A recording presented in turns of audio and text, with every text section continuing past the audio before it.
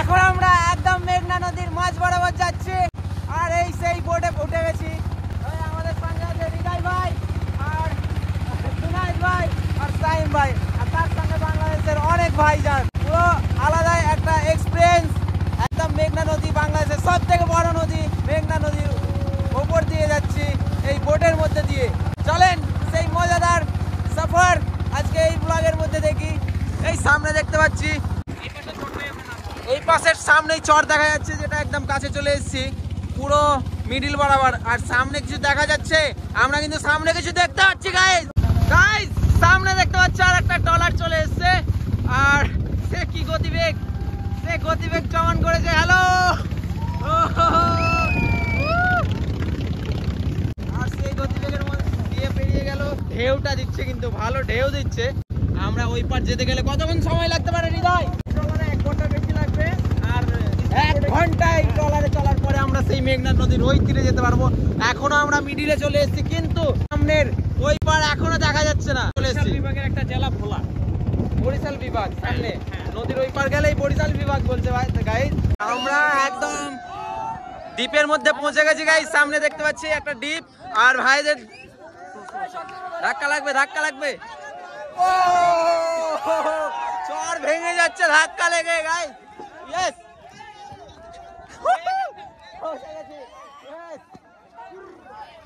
সেই দ্বীপ। আর হৃদয় এইখানেও খাবার পৌঁছে গেছে তো, সয়াল্যান্ড। এইখানেও সয়াল্যান্ড। এইটা সয়াবিনের বীজ, সয়াবিন। আর এই তো বীজ, মানে ভাই এইখানে চাষ হচ্ছে এই আইল্যান্ডের মধ্যে। একটা ছোট দ্বীপ, চারিদিকে নদী, কিন্তু দ্বীপের মধ্যে এসেও মনে হচ্ছে যে আমরা একটা সমতল জায়গায় আছি। আমরা কিন্তু সেখানে দেখতে পাচ্ছি এসে একদম জোয়ার, মানে জোয়ার এলেই পুরো ল্যান্ডটা পানির তলায় চলে যায়। আমরা কিন্তু এটার উপরে হেঁটে বেড়াচ্ছি বর্তমানে। কিন্তু গাইস এই জায়গাটাই দেখতে পাচ্ছ, এটা জলের পুরো ডুবে যায়। এইটা পানির নিচে চলে যাওয়ার কারণেই একটু উঁচু করে দেওয়া, ওখানে যেন পানি উঠতে না পারে। ঠিক ঠিক ঠিক, সামনে আমরা যাবো, গিয়ে দেখবো। চলো, আমরা দেখতে পাচ্ছি কিন্তু গাইস এখানেও পুরো জল চলে আসে। আর এই সেই মাচা, যেটার দ্বারাই তারা যখন জল চলে আসে তারা সেই মাচার ভরসায় থেকে যায়।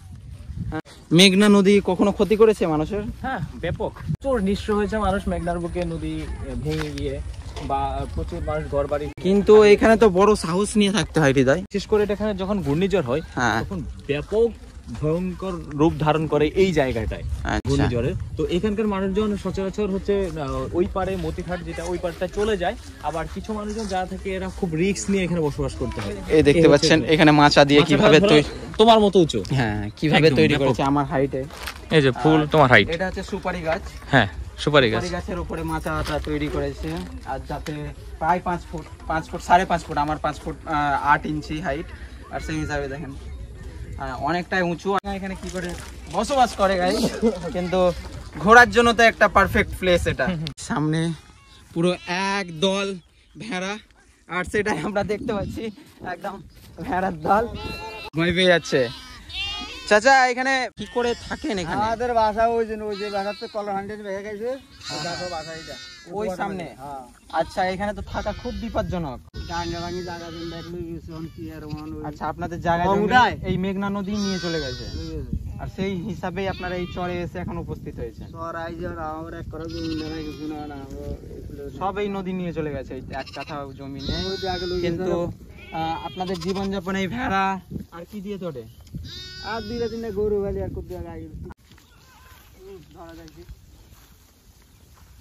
ধরতে পারবে না। থাক থাক, আর দৌড়াদৌড়ি করে লাভ নেই। ভেড়ার এখানকার লোকজনের মানে জীবনযাপন অনেকটাই কষ্ট করে এখানে বসবাস করে। হ্যাঁ, পানি এত দূর হয়।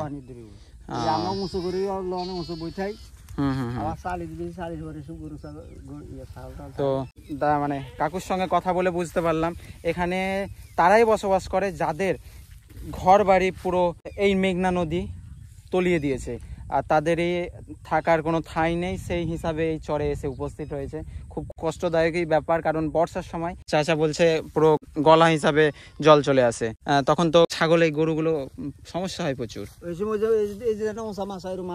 মাচার উপরে উঠে যেতে হয়।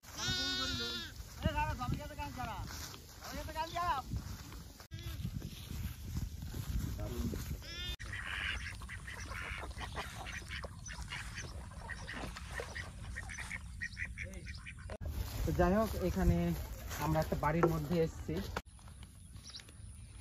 আসসালামু আলাইকুম আন্টি, আপনারা এখানে কিভাবে বসবাস করেন আর আমি এই বাড়িটা একটু দেখতে চাই, ভিতর থেকে দেখা যাবে? আমরা একটু ভিতর থেকে দেখব আন্টিদের বাড়ি, কারণ এখানে দেখতে পাচ্ছেন একটা নিচ থেকে অনেকটাই উঁচু করে রাখা আছে, প্রায় 5 ফুট উপরে। বেশি আছে, হ্যাঁ 10 ফুটের মতো। প্রায় ঘরটা একটু উঁচু, তার উপরে আবার মাচান। এই যে দেখতে পাচ্ছ গরু রাখা হয় এখানে। কাকা আসসালামু আলাইকুম, আপনাদের বাড়ি দেখার জন্য এলাম, এখানে কিভাবে বসবাস করছেন আর একটা এত ভয়ানক জায়গায় কিভাবে থাকছেন? বান বন্যা এলেই পুরো ডুবে যায়। প্রায় কত দূর জল আছে এখানে বর্ষাকালে? এগুলো ডুবে যায়, তো সেই হিসাবে থাকেন কি করে এখানে আপনারা? আচ্ছা, এর উপরে আবার কিন্তু আমরা মাচা দেখতে পাচ্ছি, এই সামনে দেখতে পাচ্ছি আমরা মাচা। আচ্ছা, বিল্ডিং দুতলার মতো আপনাদেরকে হাইটে থাকতে হয়, কারণ তখন জলের পরিমাণ অনেক বেশি হয়ে যায়। এই চরের বয়স কত বছর হয়েছে? চর উঠছে কত সালে? 1961 সালে এই চরে এসে উপস্থিত হয় এই দাদু, আর এখন পর্যন্ত সেই চরেই এই দাদু বসবাস করে। আবার হয়েছে। মানে আপনি হচ্ছে চরে চরে বসবাস করছেন, ওই এক চর ভাঙছে আরেক চরে এসে উঠছেন। বরিশাল বাড়ি ছিল আপনার? বরিশাল। আমরা এই মাচাটা দেখবো কিরকম ভাবে আছে উপরে বাড়ির মাচাটা। ওটা সামনের দিক থেকে, এই যে এইখান থেকে দেখতে পাবে।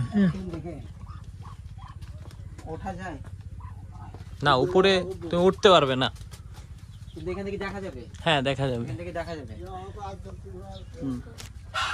এই তো এই মাচার মধ্যে এখন জিনিসপত্র রাখা হয়েছে, যখন জল আসে কিন্তু তার এই মাচার মধ্যে থাকাটাও কিন্তু বিপজ্জনক হয়ে ওঠে, কারণ তখন যদি ঘূর্ণিঝড় আসে আর আসে তখন এটাও ভেঙে তলিয়ে যেতে পারে। বিপজ্জনক জায়গায় বসবাস করে। আর বাড়ির ভিতর থেকে দেখলাম আমি চাচাদের একটা কষ্টদায়ক জীবনযাপন দেখলাম। এই যে একটা হাঁস দেখতে পাচ্ছেন, এটা নাম হচ্ছে চীনা হাঁস বলে। হ্যাঁ, এটা মাংস খুব সুস্বাদু। এটা মানুষকে কামড় দেয়। হ্যাঁ, মাঝে মধ্যে।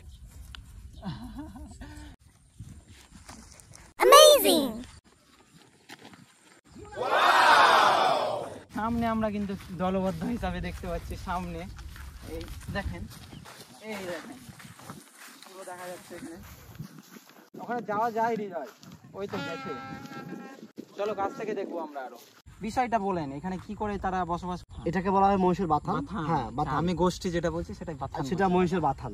500 মহিষ কিন্তু এখানে রয়েছে। আসলে কিভাবে মহিষগুলো চারণ হয়, কারণ আপনি দেখছেন এখানে ওই দেখা যাচ্ছে অনেক দূরে মহিষের ইয়ে রয়েছে, মানে ছাউনি রয়েছে। মানে এই যে চরে মহিষের রাখার জন্য যে জায়গাটা করা হয়েছে, সেই জায়গাটা কিন্তু একদম মানে বড় আকার করা হয়েছে যেন মহিষগুলো নিরাপদ থাকে। যেহেতু এখানে চরে ঝুঁকিপূর্ণ জীবন, যেখানে মানুষ নিরাপদ থাকছে না, সেখানে মহিষ এগুলো নিরাপদ কেউ থাকবে। আমাদের এই মহিষের দধিগুলো কিন্তু এই এলাকার মানুষ শুধু উপকৃত হচ্ছে না, সারা বাংলাদেশে কিন্তু এই মহিষের দধির আমাদের লক্ষ্মীপুরে একটা আলাদা কদর রয়েছে।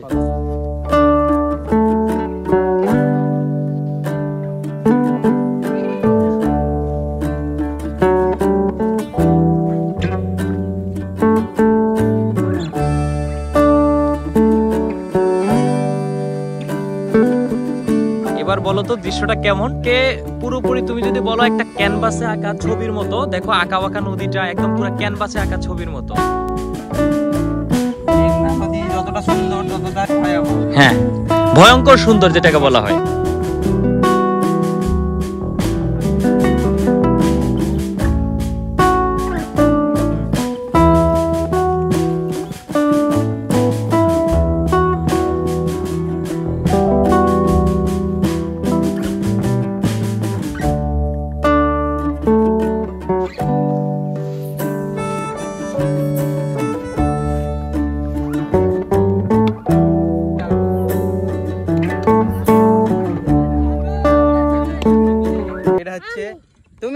তোমার নাম কি? হ্যাঁ, জিয়াদ। এইটা হচ্ছে এই চরের ভবিষ্যৎ, মানে এই চরের বাসিন্দা। তারা এইখানেই বসবাস করে। আর প্রতি বছর আপনারা যদি ঘুরতে আসেন তাহলে এদেরকে দেখতে পাবেন একদম মিডিল বরাবর এই চরের এই ক্যানভা রূপের এই প্লেসের মধ্যে এই বাচ্চা। আমার সোনা, এরা খুব কষ্ট করেই আছে। তুমি কি করবে এখন? এখন আমি ঘরে থাকি, আর কিছু করি না। কিছু করো না, পড়াশোনা করো? পড়াশোনা করো না? পড়াশোনা করতে চাও? করবে না কেন? ভালো লাগে না পড়াশোনা করতে? কি হতে চাও তুমি? কি করবে তুমি বড় হয়ে? মাদ্রাসায় পড়বে। বাহ, খুব ভালো লাগলো। তো খুব ভালো লাগলো বাচ্চাটাকে দেখে।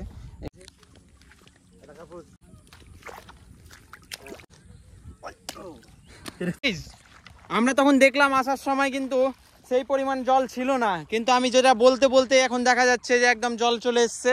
আর এই দেখতে পাচ্ছেন আমাদেরকে এই জলের মধ্য দিয়ে হেঁটে যেতে হচ্ছে। একদম জল দ্বীপের মধ্যে ঢুকছেই, এখনো ঢুকছেই, কারণ জল যত বাড়বে তত জল ঢুকবে। আর সে বর্ষাকালে, ও বাবা, বর্ষাকালে আরো জল ঢুকে, যেটা বলছে মানুষের এই হাইট পর্যন্ত। এখানে পানি বেশি হয়ে গেছে, যাওয়া যাবে ওই দিক দিয়ে? এখানে পানি বেশি।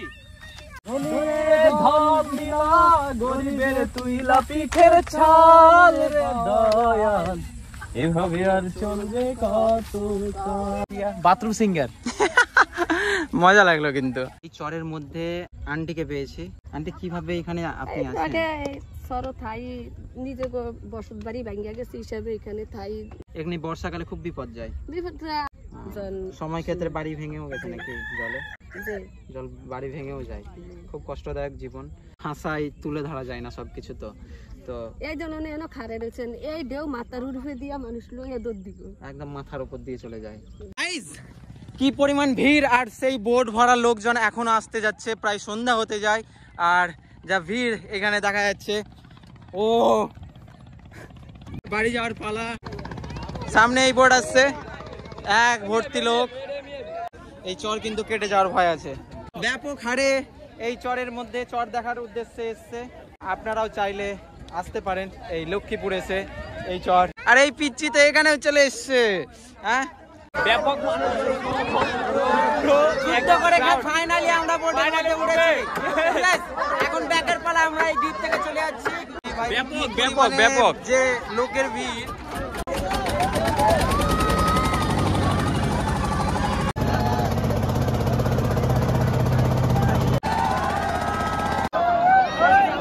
যা পরিমাণ ভিড়। আর ফাইনালি আমরা পৌঁছে গেছি এই ঘাটে। এটা কি দিলেন ভাই? টোকমাই। তোকমাই। আচ্ছা চাচা, ওইটা কি দিয়ে তৈরি তোকমাইটা? এরকম ফল আছে। আচ্ছা, টোকমাই ফল আছে একটা। এই হচ্ছে সেই ফাইনাল প্রোডাক্ট, তোকমাই লেবু জল।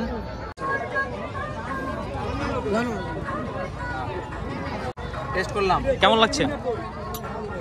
লেবুর টেস্টটা পাচ্ছি, এখনো টোকমার টেস্টটা পাইনি, বুঝতে পারছি না টেস্ট। একটু পরে বাবা নামে চাপ দেন, বুঝতে পারবেন। কেমন লাগতেছে? খুব টেস্ট, দারুণ টেস্ট। সত্য কথা বলতেছে তো, আসলে সুন্দর, খুব মিষ্টি। এটা একদম ন্যাচারাল, আমাদের কোনো ডিগে নাই, খুবই মিষ্টি একদম। আমাদের এই এলাকার বাড়ি কি রাজশাহী? না, মুর্শিদাবাদ। ইন্ডিয়ার মধ্যে। বাংলাদেশের মানুষ কিরকম? বাংলাদেশের মানুষজনের যে আপ্যায়ন, এটা হয়তো ইন্ডিয়ান লোক পারবে না, আমি এটা স্বীকার করছি। মানে এটা ঠিক আছে। আর আবার বাংলাদেশের মধ্যে এই নোয়াখালী এলাকা আপ্যায়নের জগতে সারা। এই দেশ আলহামদুলিল্লাহ খুব ভালো গেল। আর যে হিসাবে আমি আজকে এই চটটা, মানে কালকে যে সানসেটটা ছিল, সেটাতে থাকলে হয়তো সূর্যটাকে সময় দিতাম, কিন্তু দ্বীপটাকে এইভাবে সময় দিতে পারতাম না, সূর্য নিয়েই ব্যস্ত থাকতাম। কিন্তু আসলে দ্বীপটাকে যেভাবে আমরা বুঝলাম, দেখলাম, এক্সপ্লোর করে আসলাম, অসাধারণ একটা তাদের জীবনযাপন সবকিছু আমরা এই ভিডিওর মধ্যে দেখলাম। খুব কষ্টদায়ক। ওটা বলতে গেলে কি, ধরো তোমার তুমি আসছো উপভোগ করতে, কিন্তু সেখানকার সাধারণ যে লাইফ লিড করছে, এই ইমোশনাল জায়গাটা তুমি খুব ভালোভাবে এক্সপ্লোর করতে পারছো। এই বিষয়টা খুবই তোমার জন্য স্মৃতিময় হয়ে থাকবে। আর যখনই ভারত আবার ফিরে যাবে, তখন আবার এই ভিডিওগুলো তোমাকে স্মৃতিচারণ করবে, তাই না? একদম একদম ফ্রেম বন্দি করে নিয়ে যাচ্ছে। হ্যাঁ হ্যাঁ, একদমই একদমই। তো যাই হোক, আর এই ভিডিওটা লং করছি না, এখানে শেষ করছি আজকের ভিডিওটা। আর যদি ভিডিওটা ভালো লেগে থাকে সাপোর্ট করবেন, লাইক কমেন্ট শেয়ার করে। লাইক কমেন্ট, আর ভালো থাকবেন, সুস্থ থাকবেন। নেক্সট ভিডিও পর্যন্ত আমাদের সাথে থাকবেন। আল্লাহ হাফেজ। আর আগের ভিডিওটা এখানে ক্লিক করে দেখেন। আল্লাহ হাফেজ।